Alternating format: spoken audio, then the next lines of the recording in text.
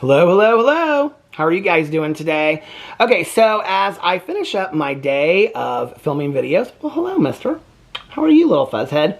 As I finish up my day of filming videos, I realized I hadn't filmed a video for this channel yet. And so I keep a list of all different kinds of, oh, your little tongue. I keep a list of videos on all of my channels of different things to film in case I have no idea what to film for that day. And in all honesty, it was between putting my table together that I still haven't put together yet for my front porch and picking something off of my list. And so I was like, this little guy has been so crazy today. He has been running around outside. He has been running up and down the stairs. And so I just was like, I want to do a video with Boo Radley today, or talking about Boo Radley. And so I was looking through my list, and I actually had a video on my list that I put his little bed behind here because I thought maybe he would get into his bed. So I had a video on my list that I wanted to make, well, bless you, Boo Radley, that I wanted to make about little Boo Radley. Really not so much about Boo Radley, but about a lesson that, let me fix this camera for a second. A lesson that I learned from Boo Radley. You know, it's interesting because I'm somebody that tries to be very observant about the world around me, whether it's, you know, watching my neighbors or watching birds and squirrels or little Boo Radley or just interactions with people. You know, for a long time, I've learned to listen to how people speak to you and how people treat you and things like that. And so, you know, I base a lot of my like friendships and relationships on how people treat me and how they speak to me and things like that. It's one of the things I've learned in my life, right? That, yes, he said, It's one of the things that I've learned throughout my life, you know, and, you know, be very wary of people that don't talk to you very well or don't treat you very well. And so, you know, I'm somebody that is, I feel like, am more of an observer than a participator. I feel like I always have been in life. I think it has a lot to do with my social anxiety and things like that. So there's a lot of things that, like, I watch all the time. And Boo Radley, I watch all the time. I watch all of his actions. I mean, it partly cracks me up and intrigues me. I wish, one of my greatest wishes ever, okay, is that we knew what dogs thought, what they dream, what they're thinking of all the time. I mean, I have a feeling that it is so much more intricate that we give it any credit to whatsoever, right? But it's also a completely different way of thinking than we think. Now, just go along with me on this, because there is a point to this story, okay? It's a lesson that I learned, and I try to like understand where people are coming from. You know, I love the whole idea of To Kill a Mockingbird, that you don't really know someone, you know, until you step inside their skin and walk around for a little bit. And at the end of the book, you know, Jean Louise Scout says she never really understood Boo Radley until she was standing on his front porch. And I think it's something that's so true, and I try to really understand people. But I think in our world, we are inherently scared of things that we don't understand, right? And then fear leads us to not wanting to learn about those things, and fear leans towards us being highly judgmental, or not trying to understand it, or, you know, get in somebody's skin, or try to see the world from their point of view. And in fact, as a gay man that's been out for over 30 years, since I was 18 years old, I came out on my 18th birthday, so I have no idea. I ain't got my glasses on. I can't do math. Let's see. So I came out in 1990 on my 18th birthday. What is 2024? It's 1990. I know somebody already knows it. So 34 years ago, last week, I came out, or last Saturday, I came out. And, you know, that's something that I feel like I have, that I wouldn't say necessarily fought for my whole life. Maybe I would use that word. But something that I have found in my life is that the people that are extremely judgmental towards me being gay or other people in the LGBTQIA plus community, they don't necessarily, it's not necessarily that they really hate, like, one of the things I've never understood, especially before marriage equality, was that there were so many people that were fighting marriage equality. And I really, to be honest with you, I thought to myself, why is something that my husband and I choose to do in Indianapolis, Indiana, that will never affect you, never affect your taxes, I'm never going to meet you or your kids, so it's never going to affect your idea of a family. If I'm talking about it online, you can turn my video off if you don't like it. I mean, I'm never going to affect you in any kind of way by being married to my husband. How does that, I mean, that somebody would fight so hard for that, that on their deathbed, their proudest moment would be that they kept two people that loved each other apart from being legally married. I never understood that. Nobody's really ever been able to give me an answer to that today. I still don't get it, right? And so I think often what I have found in life is that those people or those things, I think we're all judgmental towards some things in life, right? Even if we like to act like we're not, there's certain things in this world that we are a little like apprehensive about, or maybe a little, unsure about. But when we look at those things that maybe we tend to be a little bit judgmental about, maybe it's because we don't really understand it. Maybe like Atticus Finch said, we've never walked inside somebody else's skin or stood on their front porch. And so I think those things that we don't understand scare us. And then those things that scare us keep us from those things instead of embracing it and saying, tell me your story.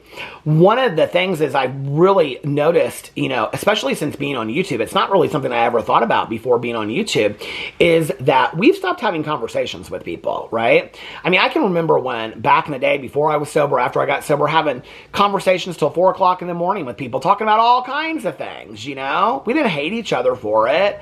We didn't say, if you don't agree with me, walk out of my apartment right now. No, we'd say, I don't agree with you. Explain to me what you're saying. We talk about it for hours and hours on end, right? We've stopped having conversations with people. We care more about how many likes does my tweet get that's so offensive or so adamant about what I believe. And then what happens is that I think that the Facebook posts that people want to like share their opinions on and defriend me if you don't agree with it, and the Twitter posts and all of this, is that has driven us to that desire to want people to agree or disagree with us so strongly, has almost driven us to this point where it is more important for us to stand convicted to our feelings or our beliefs, no matter what, okay? Because we are firmly believe this, and you can see by me, the statement that I put on social media and what I said about it, that, and all these people liked it, so they agree with me, right? And that just reaffirms what I believe in, that we have stopped listening to each other's stories. That we've stopped saying, share with me your story. Share with me why you feel the way that you do. Stop sharing with me why you feel this way or why you feel that way, or share with me your personal experience, because maybe I don't understand it. Maybe I've never walked in your shoes. And let me share my perspective, because maybe I've never walked in your shoes either. My best friend Tanya and I have been best friends for 26 years at this point, I think it's been, right? And in that time, I think we've had one argument that lasted a couple hours, and it was because we were driving home from a different state, that we had a trip, and it was such a small argument. And I'll never forget, after that argument, I called her, I was like, Tanya, I'm so sorry, and she was crying. She was like, I don't ever want to fight with you again, and stuff like that, right? I think fighting and arguing is good sometimes in relationships if you can mend it and you can learn from it. But in our friendship, it's never needed to exist. We come from vastly, vastly different backgrounds. And our belief systems today, I would say, completely align. But we've really had to teach each other through the years. And I've had to listen to her point of view, and she's had to listen to my point of view. And we've had to share with each other. And that's really what learning from one another is about. So I learn a lot of things from Boo Radley, I notice that when he's standing out in a yard and he sees a bird fly from one tree to another, skip across the ground, and he'll follow it. And to us, that might seem mindless. To me, I've thought, why am I spending my time rattled in my head about things I can't change or control, when I could be spending my time instead watching a bird fly, whether that's a thing of God or a thing of nature, however you decide to look at it, fly from one tree to the next, across the ground, and into the air. That's a miracle. Now, I don't know about you, but I don't have wings, and I can't fly across the air like that. To me, that's a miracle. And Boo Radley notices that, and I don't. I'm in my head fixated on the next big thing, right? Maybe I need to slow down a little bit. I've learned so much from my dog, I've learned to get excited naturally and not be apologetic about it when you see somebody that makes you happy. He does that to us when we walk through the door. He does that to his favorite neighbor across the street. When we go see her, I'm like, there's Mrs. He calls her Mrs. Well, I call her Mrs. I'm like, there's Mrs. And he can't wait to see Mrs. He loves Mrs. so much. And he's unapologetic about it. Jumps up on her and he makes a little noise when he sees her and stuff like that. He's so excited to see Mrs., right? That's my neighbor with the garden. We should be unapologetic about the people that we love in our lives. I've learned so much from the dogs that I've had, right? That dogs love us, cats too, unconditionally. Whatever pet you have, they love us unconditionally. If you treat a dog or a cat badly, they will question that. They will. Maybe in a way that we should probably question people that treat us badly. And we don't often, you know? The other day I was standing, it was a couple weeks ago actually now, I was standing in the kitchen and Boo Radley's water bowl is like up over here and his food we put on a plate, like a glass plate. And he was eating off of his plate and he turns, like when he eats, he constantly turns around this plate so he can get the most off of it. And he turned and his back leg knocked into the water bowl. Now, for me, I'd be like, oh, I just hit the water bowl, right? For him, he was very confused. He like jumped and he was real scared. And then he looked at the water bowl. And then he like looked at the food bowl and he wasn't sure because when he hit the water bowl is like in this container, like this metal container thing. So when he hit the water bowl, the container, then it hit the plate and the plate like moved a little bit, like skid across the floor, just a little bit, a couple inches. So both of them made noise. He didn't understand how it happened. It was very confusing to him, this little guy, right? Like he can't make sense out of it. He didn't understand it in that moment. So what was his response to that? We couldn't get him to eat for 2 days. He wouldn't go around that water bowl. We had to put a water bowl in a different place, in a different kind of container. He would not go to that water bowl. He would walk in that kitchen and he would walk all around that water bowl. He'd walk all around that plate. We replaced food on there, different kinds of food, different kinds of plates. He would walk around, he would look at that plate and he would walk around, he'd look around that water bowl and he would walk all around. He was terrified of it, right?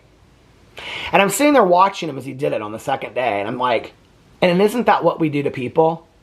When we don't understand people, we walk around them, we side-eye them, we judge it. Because we think we understand. When we have no idea that our back leg hit the water bowl and hit the food bowl and it skid across the floor. It was as simple as that. I've tried to explain to people for 34 years that love is love. It's really not that deep. We're not trying to take people down. We're not trying to recruit anybody.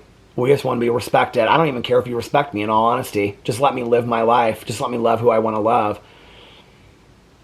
I think human beings just want to live their lives. They don't want to be bothered with. They don't want to be messed with, right? Why is that such a hard concept for us to understand?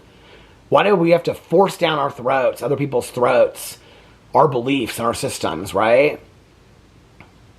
Is that really what you want the rest of your life to look like? When you are on your deathbed, in your last 5 minutes, do you really want all your time and energy exerted on that? On hate and negativity based on fear that's based on not understanding something? Like a dog hitting a water bowl in a kitchen? Because that's exactly what it is. Because unless you have sat down and had conversations with people, and I'm just learning to do this in the last couple years. I mean, I've had conversations the rest of my life, but today when I don't understand something, I seek somebody else out and I say, explain to me your point of view. Explain to me why you feel this way. So I can see a different point of view. Maybe it'll make sense to me. Maybe I don't understand what it's like to live in your skin. Please explain that to me. You know? I don't want to hit a water bowl and for the rest of my life be afraid of food. I don't. I don't want to be afraid of people. I don't want us to be afraid of each other. The longer I live, the more separated I feel like we get. The more afraid we are to hear other people's stories. You know? Years ago, I felt like we were going to have this huge renaissance where we just shared stories with everybody and we shared our life with everybody. You know? You don't understand something today? Seek out somebody that lives that life. Ask them. Educate yourself. It doesn't take a lot. You know? I've been ignorant many points in my life. I've said and done ignorant things. I don't want to be that person today. Out of fear. Out of lack of understanding. You know? I looked at little Boo Radley and I thought, I want him to eat so bad because I know he's hungry. Just like we want friendships. Just like we want better understanding of the world, right? I want him to eat so bad. But he won't because he's afraid. And he doesn't understand. He doesn't even understand his own fear. And most of the time, we don't even understand our own fear. And yet it exists. And if we look back at where it began for us, it may have started with somebody in our family saying something that we don't even know why they said it or why they felt that way. We have never questioned why they felt that way.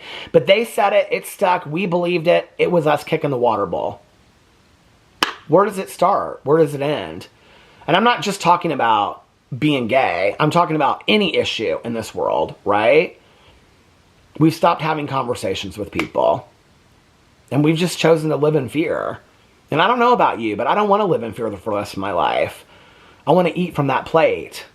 I wish we could say to a dog, "Hey, boo, you just kicked the door, or you just kicked the bowl with your foot. It was nothing more than that." And then he could go eat from his plate if he understood that. And if he could understand that, dogs would eat from that plate. They wouldn't be afraid. They don't have a choice because they don't understand. But we have a choice to not live in fear, you know? So anyway, it was just something I was thinking about. Lessons I've learned from Boo. I wanted to share that with you. Anyway, I love you guys and I'll see you tomorrow.